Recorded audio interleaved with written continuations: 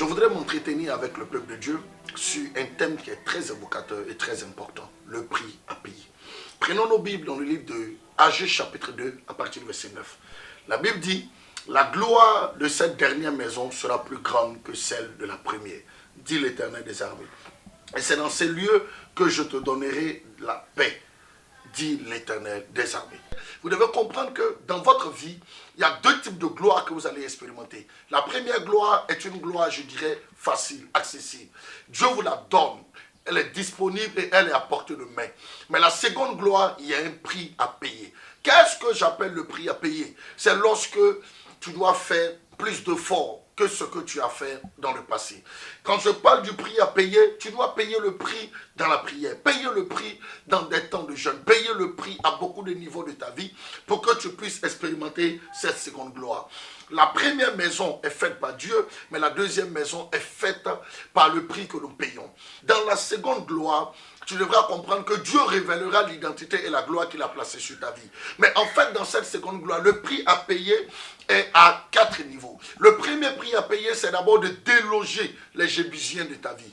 Prenons le livre de 2 Samuel chapitre 5, nous allons nous rendre compte de l'histoire des Jébusiens. Il faut les déloger.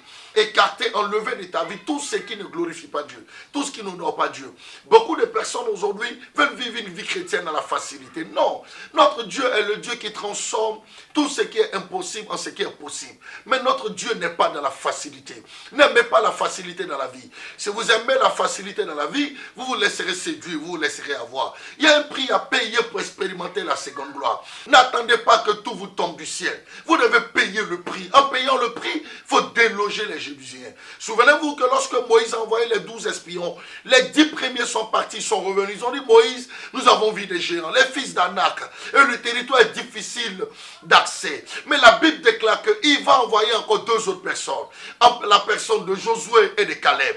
Lorsqu'ils sont arrivés, la Bible déclare, ils ont dit, Moïse, c'est vrai, nous avons vu les fils d'Anak, nous avons vu les géants, nous avons vu des personnes d'une certaine race. Mais Moïse, c'est possible que nous possédons le pays. Pourquoi? C'était le prix à payer, leur perception de déloger ces géants, la capacité pour eux à enlever toutes ces personnes qui occupaient le territoire qui leur revenait de droit. Est-ce que tu sais qu'il y a des choses que tu as ratées dans ta vie parce que simplement tu as laissé faire? Il y a des choses que tu as perdues dans ta vie simplement parce que tu as accepté la facilité. Dans le prix à payer, il faut avoir la mentalité d'un vainqueur. La mentalité de quelqu'un qui croit que Dieu peut commencer à faire certaines choses et arriver jusqu'à l'accomplissement. Écoutez-moi bien aimé, je crois en 2 types de personnes dans la vie. Premier type de personnes, c'est ceux qui sont nés dans une famille et qui ont tout à portée de main. Ceux-là, oui, ils existent bien et bien. Des personnes qui sont nées avec des parents bourgeois, des personnes qui sont nées dont tout est déjà réuni pour eux.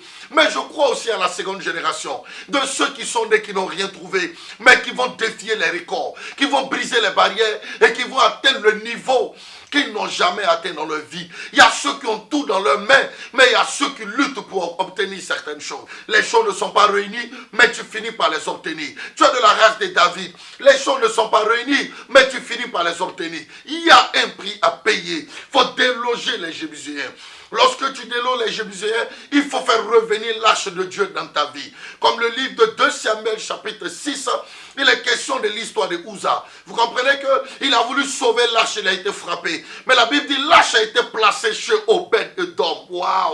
Alléluia, gloire à Jésus. Et la Bible dit la position de l'arche, qui était quelque chose qui apportait la mort dans les maisons, va apporter la vie. David a eu peur, mais il a placé l'arche. Et celui-là a prospéré. Il a vu la gloire de Dieu. Bien-aimé, ramenons l'arche dans notre vie. Ramène l'arche dans tes affaires. Ramène l'arche dans tes projets. Ramener l'arche dans ta vie, c'est ramener la présence de Dieu. C'est ramener Christ dans ta vie comme étant le centre de tout. Écoutez-moi bien. Celui qui a Jésus au centre de sa vie ne peut jamais échouer. Donc la deuxième clé, c'est de ramener l'arche dans notre vie. Ramène l'arche au centre de tout ce que tu fais. Et c'est alors que tu verras la gloire de Dieu se manifester. La troisième chose que je voudrais te dire, c'est d'augmenter ta façon de porter le fardeau du royaume.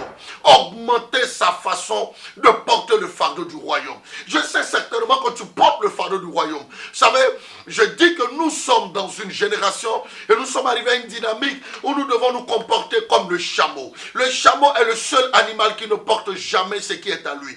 Il porte toujours ce qui est à son maître. Nous devons augmenter le fardeau du royaume, avoir le fardeau des arts, avoir le fardeau de voir l'œuvre de Dieu avancer. Nous sommes dans les derniers temps et vous le savez bien sûr.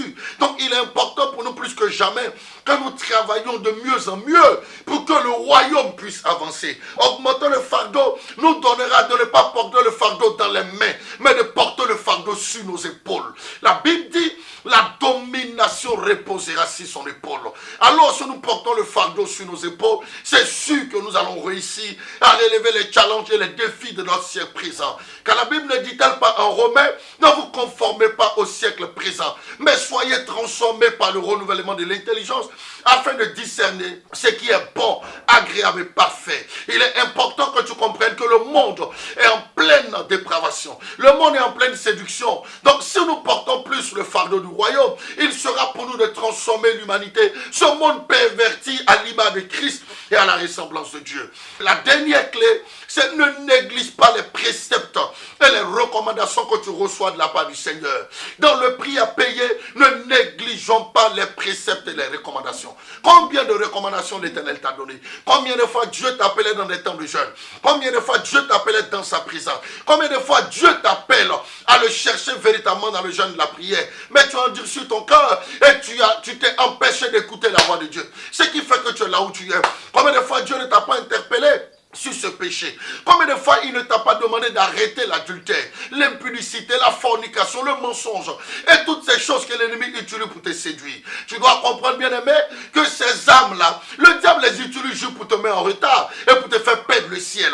Alors, augmente ta dimension d'obéissance à obéir aux préceptes et aux recommandations du Seigneur. C'est alors que tu vivras et tu expérimenteras la gloire de la seconde maison. La gloire de la seconde maison est pour toi et pour moi. Christ nous donnera de l'expérimenter dans ces temps de la fin par le nom de Jésus-Christ de Nazareth. Ma prière, c'est que tu gardes précieusement cette parole de l'évangile que tu viens de recevoir. Et l'Éternel te bénira, sa grâce sera manifestée. Payez le prix pour que Christ soit glorifié, pour que Christ soit honoré. Par Jésus-Christ notre Seigneur, je bénis votre vie, je bénis vos familles. Je prie que quelqu'un qui me suit, qui m'entend, reçoive une dimension exceptionnelle de la grâce de Dieu. Au nom de Jésus, Amen. Récapitulatif.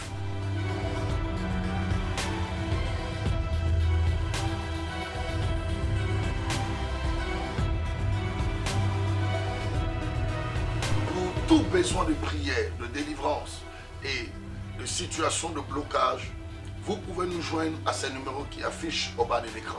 Que le Seigneur vous bénisse, que la grâce de Dieu soit sur vous. À l'Académie des champions, nous formons des champions pour la gloire de Jésus-Christ, notre Seigneur et Sauveur.